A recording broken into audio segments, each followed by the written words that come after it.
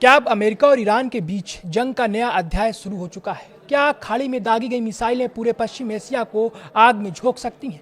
आखिर ईरान ने कुवैत और बहरीन में मौजूद अमेरिकी सैन्य ठिकानों को क्यों निशाना बनाया? और क्या अब दुनिया एक बड़े युद्ध के मुहाने पर खड़ी है? आइए समझते हैं। नमस्कार, मैं हूं सौरभ शुक्ला और आप देख रहे हैं न्यूज़ 18। अमेरिका और ईरान के बीच तनाव अब केवल बयानबाजी तक सीमित नहीं रह गया है।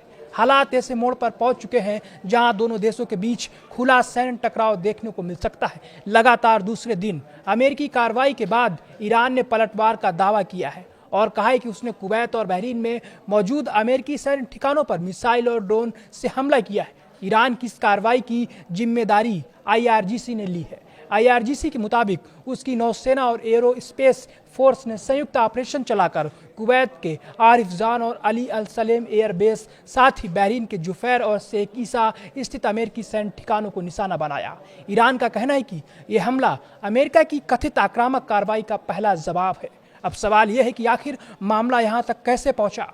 ईरान का आरोप है कि अमेरिका ने दक्षिणी ईरान के तटीय इलाकों पर हमला किया और दोनों देशों के बीच हुए समझौते यानी एमओयू का उल्लंघन किया। इसी वजह से ईरान ने जवाबी कार्रवाई करने का फैसला लिया। ईरान साफ कह रहा है कि अगर अमेरिका आगे भी सैन्य कार्रवाई जारी रखता है तो पश्चिम एशिया में मौजूद अन्य अमेरिकी सैन्य ठिकाने भी उसके निशाने पर होंगे। यानी संदेश बिल्कुल साफ है। ईरान अब केवल चेतावनी नहीं दे रहा बल्कि जवाबी कार्रवाई की नीति पर आगे बढ़ता दिखाई दे रहा है। यही वजह है कि पूरे खाड़ी क्षेत्र में हाई अलर्ट घोषित कर दिया गया है। कुवैत, बहरीन और आसपास के देशों में सुरक्षा व्यवस्था बढ़ा दी गई है क्योंकि आशंका है कि तनाव और बढ़ सकता है।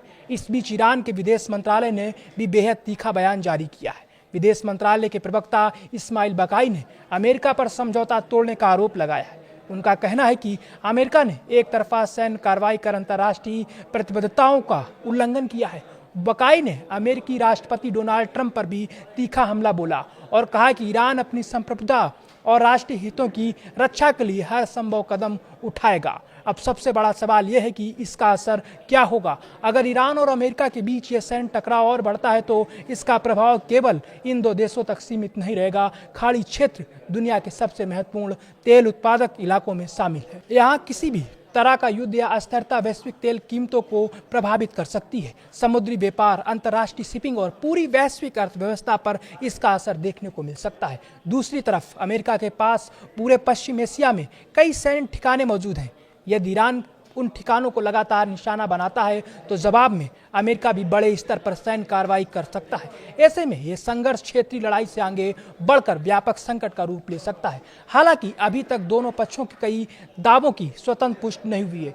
युद्ध जैसे हालात में दोनों देशों की ओर से लगातार दावे और जवाबी दावे सामने आते रहते हैं, इसलिए हर जानकारी को आधिकारिक पुष्टि के साथ ही देखना जरूरी है। लेकिन इतना तय है कि अमेरिका और ईरान के बीच तनाव अब बेहद खतरनाक स्तर पर पहुंच चुका है। मिसाइलों और ड्रोन की ये जंग अगर नहीं रुकी तो इसका असर केवल पश्चिम एशिया तक सीमित नहीं रहेगा बल्कि पूरी दुनिया इसकी कीमत चुकाने पर मजबूर हो सकती है। अब देखना होगा कि क्या आने वाले घंटों में कूटनीति इस तनाव को कम कर पाएगी या फिर पश्चिम एशिया एक और बड़े सैन्य संघर्ष की ओर बढ़ जाएगा।